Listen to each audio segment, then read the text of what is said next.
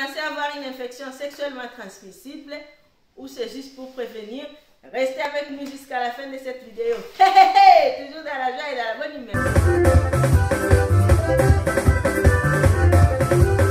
Alors, aujourd'hui, nous allons voir les IST, infections sexuellement transmissibles. C'est quoi? Bref, la définition, elle est déjà dans les noms. C'est la plupart des infections qui peuvent se transmettre par les sexes. Voilà. Alors, lesquelles des infections? Il y en a une tonne, ça c'est vrai, mais on va choisir les plus fameux. Donc, les VIH, l'hépatite A, B, C, la syphilis, la gonorrhée, l'herpès et les infections à chlamydia. Voilà. Comment ça se transmet? Les infections se transmettent par les rapports sexuels ou la fellation, les laits maternels, les liquides séminales ou anilinguistes. Voilà, vous savez ce que ça veut dire. Le sexe par l'anis. Vous avez tout compris. Voilà. Comment on va les transmettre? C'est en ayant un rapport sexuel, soit vaginal par pénétration, soit par l'anis, ou une porte d'entrée en contact avec les spermes, les liquides séminales, les vagins, les clitoris et les glands. Voilà. Comment faire pour dépister? Le dépistage est tout simplement facile. Il suffit d'aller soit dans un laboratoire d'analyse médicale, soit dans les centres de dépistage anonymes, soit dans un planning familial. Là, on va un tout petit peu s'attarder parce que c'est ce qui nous intéresse ici. Je sais que plusieurs personnes ont honte d'aller consulter s'ils pensent avoir une infection sexuellement transmissible. Mais croyez-moi, c'est toujours pas de votre faute. Il y a des choses qui arrivent, on ne sait pas. Ok? Des fois, on peut être un couple sérieux et qu'un des deux a déconné. Il ne viendra pas vous dire j'ai déconné. Il va continuer la vie comme si de rien n'était. Mais ce qui fait que ça va contaminer les compagnons. Voilà. Donc, si vous pensez avoir quelque chose déjà, infection sexuellement transmissible, n'hésitez pas. Alors, en Afrique, il faut aller juste dans les centres de dépistage de VIH.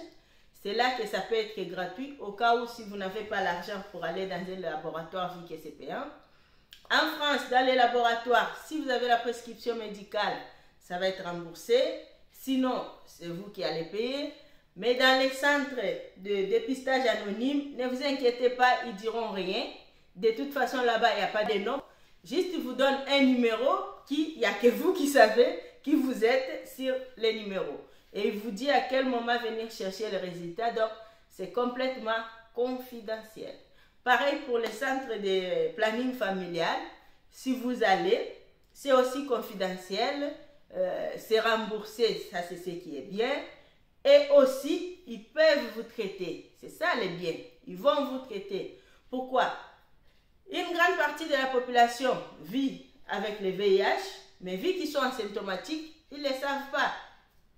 Ce qui fait qu'ils continuent de transmettre la maladie, même s'ils ne sont pas malades.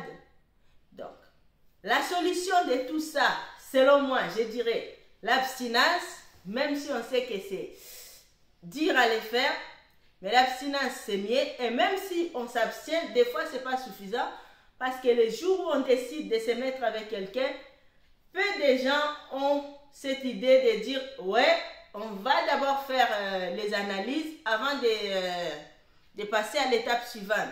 Ça c'est l'erreur. Plusieurs personnes ont été sérieuses toute leur vie, mais au moment où ils ont pensé trouver la bonne et que la bonne personne n'a pas bien marché dans sa vie d'avant, c'est que voilà, on ne peut pas savoir la personne qu'on a rencontrée, ce qu'il a fait avant de nous rencontrer. Donc, ayez toujours ces trucs de se dire, bon, ça y est, on s'entend bien, avant qu'on passe dans les autres trucs, on va aller faire une consultation, c'est tout simple, vous faites les analyses, ils vont vous dites au médecin que c'est pour se mettre en couple avec quelqu'un, il sait ce qu'il va vous demander. Et là-dedans, il y aura tous ces trucs, syphilis, sida, tout ça, VIH. Et ça, c'est vraiment bien pour tout le monde. Pourquoi dans ces cas, s'il est malade, il va se faire traiter. Et après, si c'est une infection qui guérit, parce que la plupart ont un traitement, et après, vous pouvez faire votre vie tranquille. Voilà. Et si vous avez eu aussi une attitude que vous considérez que c'est à risque, n'hésitez pas aussi à les consulter. Dans les cas de VIH, ils peuvent vous donner même un traitement qui fait que vous n'allez pas contacter la maladie. C'est pas beau ça? C'est beau la vie? Voilà. Et aussi, c'est quoi les traitements? Les traitements dépendent de quelle infection vous avez. Parce que dans la liste, il y a des bactéries et il y a des virus. Nous savons bien que ce n'est pas les mêmes traitements. On reviendra dans l'avenir avec chaque infection sexuellement transmissible, avec ses moyens en particulier, les traitements et ce qu'on doit faire. Mais là, en gros, aujourd'hui, c'est pour qu'on puisse prévenir. Pourquoi? Parce que, surtout pour les femmes, plusieurs qui ont contacté la syphilis déjà ont eu des problèmes de stérilité après. Et une femme qui ne veut pas d'enfant, c'est très bien. Mais une femme qui veut avoir un enfant et qui n'arrive pas, c'est vraiment stressant. Ça peut même gâcher les couples. Voilà. Quoi d'autre? Sinon, pour les mamans, même si vous êtes séropositif, il faut seulement dire au médecin, il va vous donner un traitement qui va faire que votre enfant n'aura pas le VIH, mais à condition de ne pas l'allaiter quand vous allez accoucher. Pas du tout, même pas la tétée de bienvenue. Voilà. Les dépistages, vous allez me demander qu'est-ce qu'ils vont faire. Ils peuvent vous prélever les sangs pour analyser.